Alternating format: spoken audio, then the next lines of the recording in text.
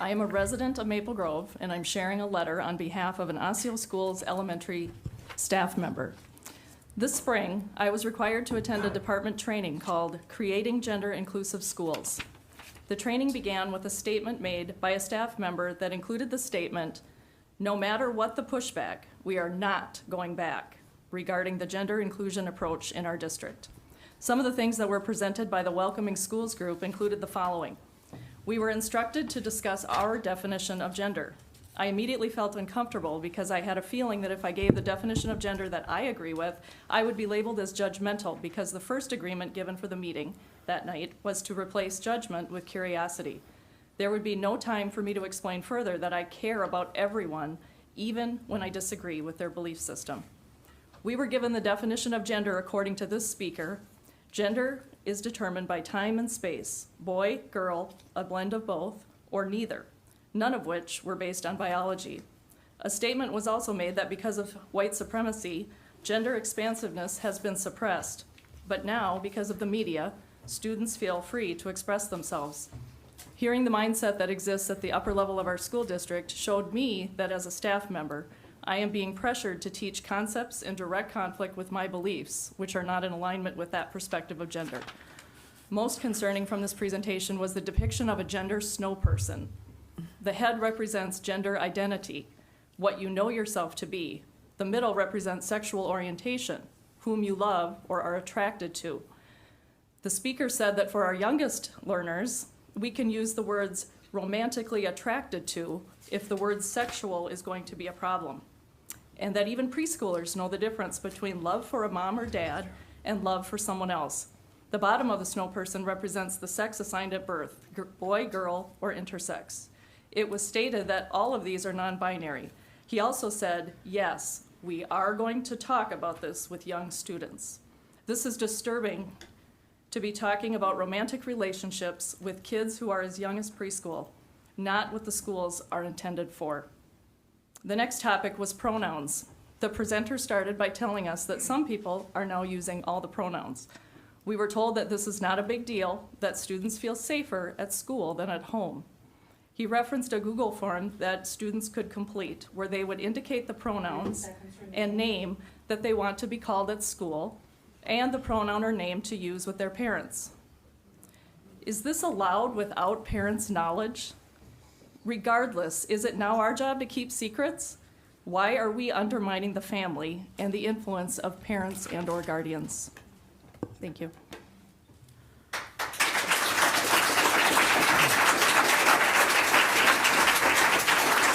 Thank you for the opportunity to speak. My name is John Gapp, and I'm a Maple Grove resident and an Osseo school dad, sharing the second half of the letter previously read from a district member.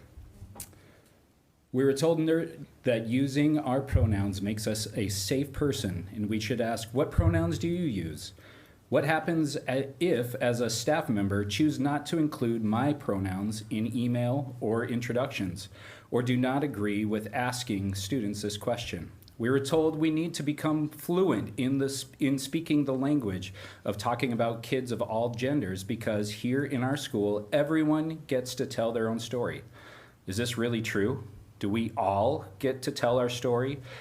Do I have the freedom without repercussions to discuss my personal views with students and staff in the school? I don't think so. I wonder about the people we serve in our schools who hold non-judgment care and concern for all people, yet will not affirm these beliefs. I wonder how many students will feel like I do, uncomfortable speaking up because our views of gender and sexuality do not fit this new definition. As a staff member, I am being told that if we do not affirm these choices, we are labeled as hateful and judgmental. This presentation truly impacted me in a negative way. Not only does the content come into direct conflict with my personal beliefs, but I am also concerned about the damage it will have on children in our schools. What about the families' trust in us when they send their kids to school? In my opinion, elementary teachers should model and teach what it means to be respectful, kind, a good student, and a good friend. We should teach how to get along with one another and work together as a team. We care deeply about the well-being of each and every student and are tasked with teaching a solid foundation of reading, writing, and math. It is a complex job that does not need the added burden of discussing gender and sexual identity. In addition, why should children be exposed to these ideas at a young age from someone other than their parents? Even our family life curriculum has an opt-out option.